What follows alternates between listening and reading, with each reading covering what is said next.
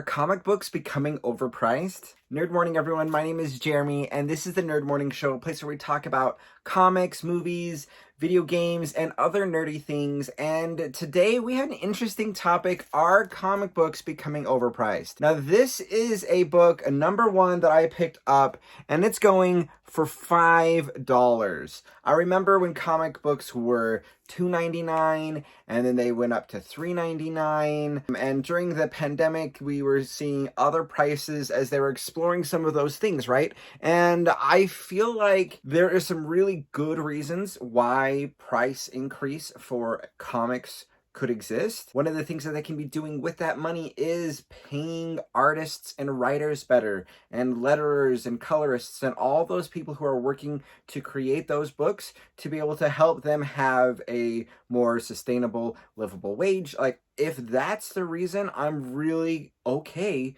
with a price increase. Like, that's an important aspect of the comic industry, is being able to help promote and support the creators of these comics. A lot of the Western comic world are creators that are being contracted into big publishing houses like DC or Marvel, and they are essentially hired in to do a gig, and that's really how most of the creators are operating. Now, there are some people who are then actually signed in and are a part of the company, and there are certainly some other companies that go and help creators do creator-owned projects, and they own the rights, they own all the things, and that's a part of how that model works. But a lot of it, majority of it, is done through this commission really model where they're contracted in, they're hired to do a project, whether it's a 12-issue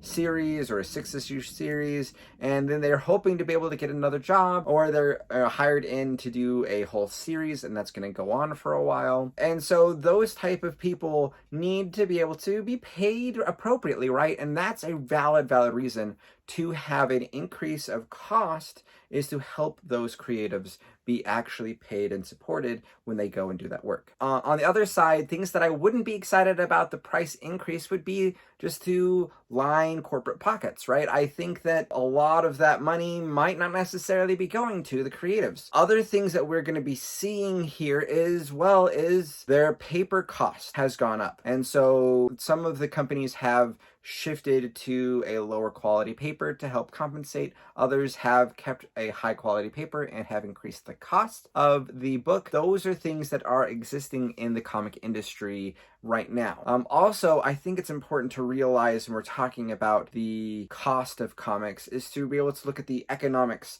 around this, where for something like Marvel Comics is a tiny envelope inside of Marvel, which has Marvel movies, Marvel TV shows, Marvel merchandise. All of those type of things are like essentially different pockets inside of the envelope of what Marvel is, right? And so Marvel Comics is just a sliver in that. And then farther into there, Marvel itself is a sliver inside of the whole franchise of companies that are owned by Disney. And Disney is a huge company that really, when you go from this and how big it is and what profits and those type of things matter, to all those steps down to where we get to comics. Like, comics have to really prove that they're profitable and that they're making money and that they're worthwhile to continue to make, because they have all these other things that are making them money. I think this is kind of like a catch-22 here, because, like, for examples with Marvel or with DC, you've got these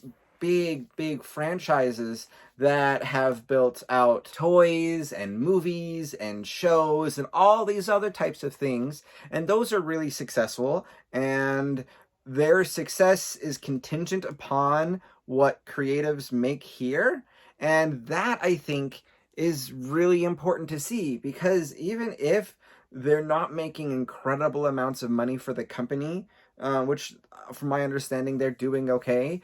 They are doing all of those other things because of comics. And I think that that has a certain value for a company nonetheless. But ultimately, there has been a bit of a crunch as well in the comic industry, the comic world.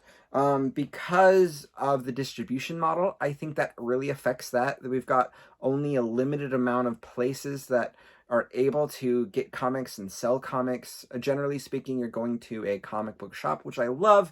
Going to my local shop, I think it'd be awesome to own and run a shop like that. But I think there are some dangers in that model, and that's that not every regular person just goes into a comic book shop and goes shopping for comics. You know, if the comics were out in regular stores, you go grocery shopping, you pick up a comic, or you were to have access to these in some of those locations, I think that that would help that industry be more mainstream and be more normal. But it's kind of like, oh, you've got to be a super nerd in order to go to a comic shop to pick up a comic, rather than it just being something that people do. And I think that that shift that American comics have done is kind of a problem, and how readily they're able to expand their reader base and those type of things. And I think that also affects the price, because if there was a wide range of people reading them, the print cost is going to only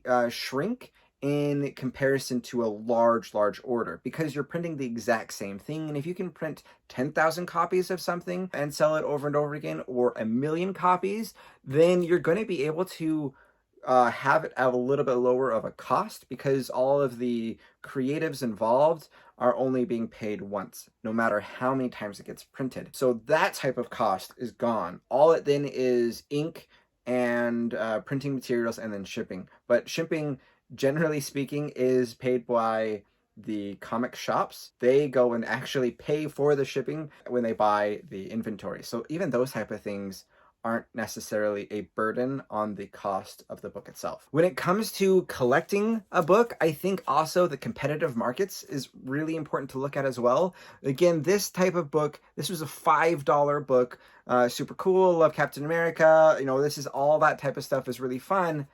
But this versus this, I can buy 2 of these for the price of 1 of these. But if I were to stack 2 of those type of comics, I am going to still have way more comic story in a manga for $10 than I am going to have for 2 at $5 here. And I think that the printing cost isn't as big of a cost as we would imagine to be, because they're able to print things like this, a dollar comic, which is a reprint of some of the stuff that they had in their archives or that kind of thing. And all the different comic companies go and end up actually printing those dollar comics. And so that suggests to me that they're able to handle that cost. And so everything in between from that dollar price tag versus a $5 price tag is a markup to create profits, to pay for the creatives. But I'm starting to get to the point where I'm like, I don't know, I could buy 2 of those comics and I'm going to have 60 pages worth of story, or I buy a $10 manga and I'm going to get a 200-page story for the same amount. And that gets really compelling. And that's why the competitive market is, I think, significant here. Because if there are people who love comics and want to have that visual storytelling experience, there are alternatives out there. And if a single issue becomes less of a logical financial choice, I think people are going to gravitate towards other alternatives that do the same thing. And the manga industry can do that. Well, a downside to manga is most of those are not full color books, right? They are black and white, and that's partly why they're able to be so inexpensive. And when you print a full color comic like most of the Western comic world does, you're going to be paying for a colorist, one, and you're also going to be paying for the color ink on every single page. And that means that there is going to be a price increase difference between what you can print there and what you're able to print in a black and white scenario. So that is something also to be looked at, to be understood. So those are some of the things that I've been thinking about while I've been teasing through this idea.